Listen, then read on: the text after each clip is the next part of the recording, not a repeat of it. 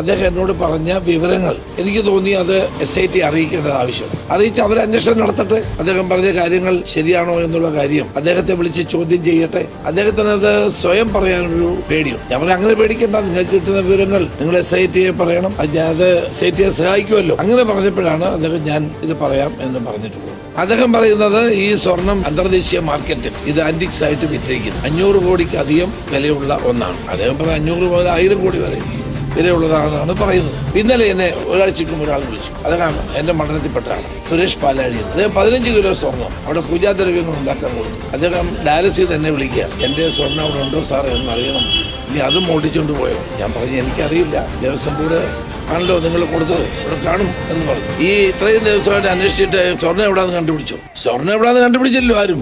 ഗോവർദ്ധന്റെ പേര് പറഞ്ഞ ഇവിടെ സ്വർണ്ണം എവിടെ പോയി? അതാണ് എനിക്ക് കൗതുകം ഉണ്ടാക്കിയ ഒരു കാര്യം. ഇത്രയും ദിവസമായിട്ട് കേരള പോലീസോ ദേവസ്വം വിജിലൻസോ SITയോ ഒക്കെ അന്വേഷിച്ചിട്ട് സ്വർണ്ണം കാണുന്നില്ലല്ലോ.